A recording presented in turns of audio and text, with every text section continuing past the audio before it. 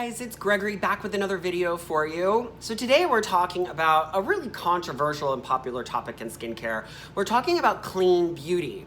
This is a term that gets thrown around a lot, and a lot of my clients and you guys have expressed the fact that you're super confused as to what all this means. So let's take a little time to talk about it and clarify a couple things. So clean beauty is a very broad term. You know, clean beauty can refer to eco-consciousness, sustainability, cruelty-free, and vegan, and of course the big one in regards to what's not in the product. You know, we've heard a lot from different companies saying that particular ingredients, you know, we've all heard them, the suspicious six, the dirty dozen, are very bad for the skin and can cause, you know, negative effects to the body. Those are typically parabens, sulfates, PEGs, have gotten a really bad, have gotten a really bad reputation. Now, most companies are listening to consumers because they don't want that. So most companies are taking them out, just saying, okay, we're giving you what you want. So that's good. But now a lot of chemists are saying, oh, hold on a second, you know, this isn't necessarily all bad. And keep in mind that there's this like Chem Fear that's occurring. Everything's a chemical. Nothing can be chemical free. So you can't necessarily be concerned about, you know, having chemicals in your skincare because there's plenty of them that are fine for you. A lot of times ingredients can sound scary when they're not.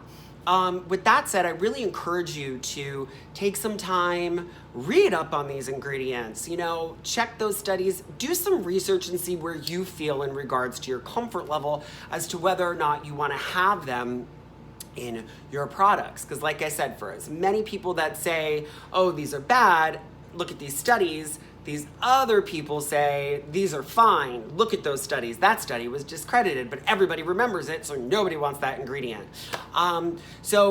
Because there is a certain amount of fear-mongering, and what I don't want is I don't want people to be nervous about using the skincare that and body care that's available. With that said, we need to be really aware of what's not in it, but then also what's in it. Like, don't get too caught up on those, you know, not in it, but look for those good quality ingredients that are gonna, you know, give you the results. We talk about when we post, you know, ingredients that we love, that are effective. So make sure you're getting products that are in there that are gonna work well with your skin.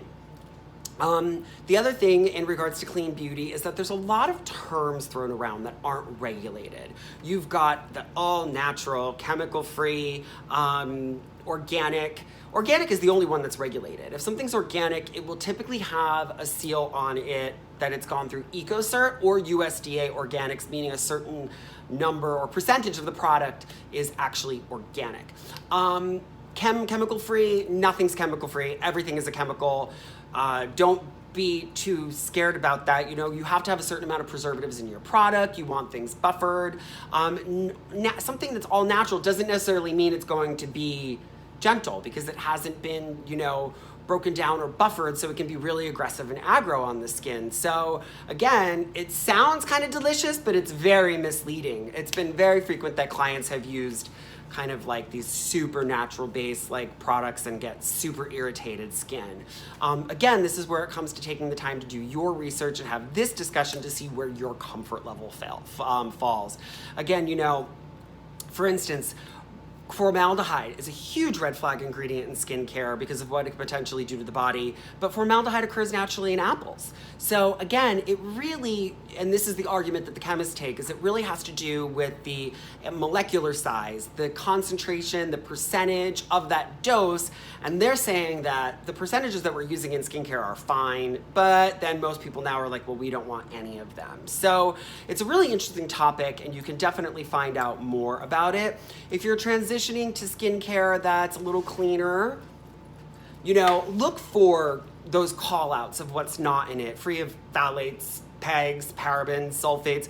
I took them out of my serum when I formulated it, not so much because they made me nervous about a product, but just because consumers nowadays don't really want them. So it's really easy to find those ingredients that don't have that. And of course we want cruelty-free nowadays. I mean, oh my gosh, you guys, like, you cannot test mascara on bunnies. Like, that is bad. So what does clean beauty mean to you? Have you started to transition to cleaner products? Are you not worried about this? Do you think it's just hype and fear in marketing? Let's continue to have this discussion. It's my job to kind of be able to convey some information but stay neutral without taking too much of a side. So I will continue to research this and talk about this, and we'll revisit this discussion another time. But hopefully this gave you a little bit more insight as to what this means. It's not a trend anymore, it's a movement. Let's see what happens for it. I think it's going to be positive all in all. We just want to make sure that people aren't scared or nervous about using quality products. So don't forget to like, comment, and subscribe. We'll talk about more, and keep it beautiful.